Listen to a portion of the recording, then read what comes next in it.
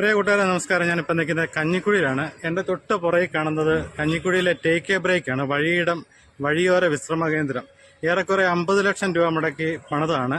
അപ്പോൾ ഇതുവരെ ഇത് 3 മാസമായി. ഇത് ഉദ്ഘാടനത്തിൻ്റെ അന്ന് തുറന്നതാണ്, അന്ന് അടച്ചുപൂട്ടിയതാണ്, ഇതുവരെ തുറന്നു കൊടുത്തിട്ടില്ല. ഇതുപോലെ സർക്കാരിൻ്റെ കുറേ പൈസ ചെലവാക്കുന്നതല്ലാതെ ഇതുകൊണ്ട് യാതൊരു പ്രയോജനം ജനങ്ങൾക്കില്ല. ആരോട് പറയാൻ?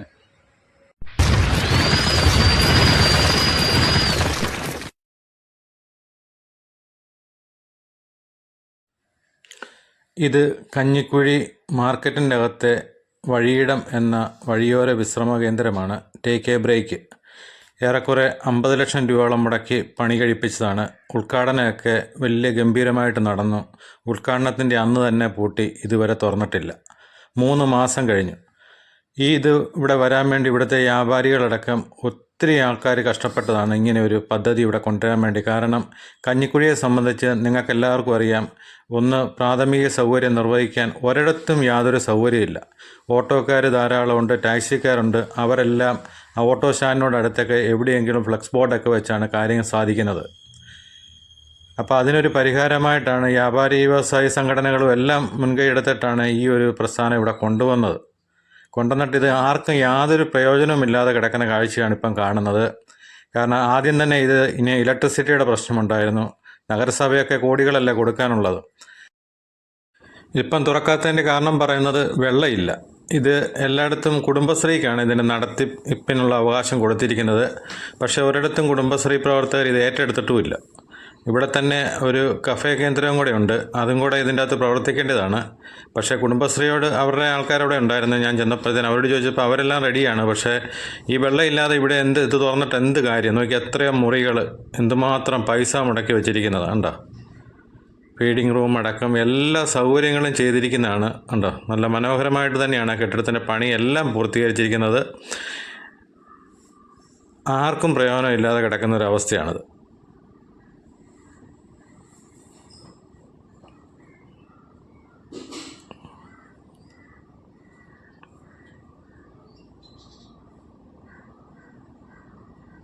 നഗരസഭയിലെ വാർത്തകളൊക്കെ മിക്കപ്പോഴും പത്രങ്ങളിൽ വരുന്നതാണ്. ഇപ്പം എന്തെങ്കിലും ഒരാൾ 3 കോടി കൊണ്ടുപോയിട്ട് ഒരു വിവരവും ഇല്ല. അതുപോലെ നമ്മുടെ ബസ് സ്റ്റാൻഡിൻ്റെ അകത്തെ കെട്ടിടം പൊളിച്ചിട്ട് അവിടെ കിടക്കുകയാണ്, ഒന്നും ചെയ്യാൻ പറ്റുന്നില്ല. നമ്മൾ കൗൺസിലർമാരെയൊക്കെ ജയിപ്പിച്ച് വിടുന്നത് നമ്മുടെ പണം കക്കാൻ തന്നെയാണ്, അല്ലാതെ വേറെ ഒന്നിനുമല്ല. അതുകൊണ്ടാണ് ഇങ്ങനെയുള്ള അവസ്ഥകളൊക്കെ ഉണ്ടാകുന്നത്. ആർക്കും യാതൊരു ഉത്തരവാദിത്വം ഇല്ലാത്തൊരവസ്ഥ. MLA ഉണ്ട്, മന്ത്രിയുണ്ട്. ഇത് തുറന്നിട്ട് എന്തെങ്കിലും നാട്ടുകാർക്ക് പ്രയോജനമുണ്ടോ?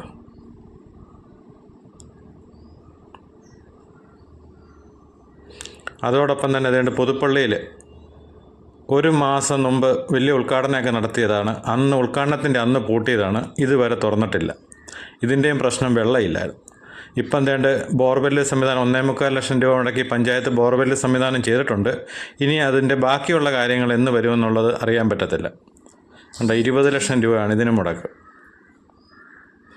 ഇപ്പോൾ ആൾക്കാരെല്ലാം വന്ന് ഇപ്പോൾ ഈ പരിസരത്തോട്ട് അടുക്കാൻ മേലെ, അവിടെ വെള്ളം ഇല്ലാത്തതുകൊണ്ട് ഈ പുറയത്തെ ടോയ്ലറ്റിലൊക്കെയാണ് ആൾക്കാർ, പുറയിൽ മൂത്രമൊഴിക്കാനുള്ള ഇതുണ്ട്, അത് ഓപ്പണായിട്ട് കിടക്കുകയാണ്.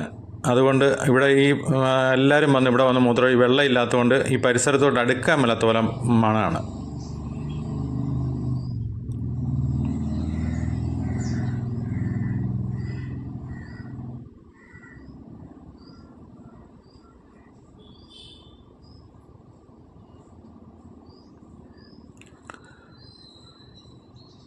അതോടൊപ്പം തന്നെ ഇതിൻ്റെ ഈ ഒരു സൈഡിലെ ലോക്കുകെട്ടെല്ലാം ഇളകാൻ തുടങ്ങിയിട്ടുണ്ട്. ഇതിൻ്റെ ഇവിടുത്തെ നിങ്ങൾക്ക് കാണാം, ടൈലും എല്ലാം ഇളകി ആ ഒരു സൈഡ് ഇരുത്താൻ തുടങ്ങിയിട്ടുണ്ട്. അതുപോലെ ഇതിവിടെയാണ് ബോർവെല്ല് ചെയ്തിരിക്കുന്നത്. ഇപ്പോൾ ഈ ആരോ മാർക്ക് കൊടുത്തിരിക്കുന്നത്. മനുഷ്യനെല്ലാം വീണ്ടും പഴയപടി തന്നെയാണ്. ഇവിടെയൊക്കെയാണ് പ്രാഥമിക സൗകര്യങ്ങളെല്ലാം നിർവഹിക്കുന്നത്.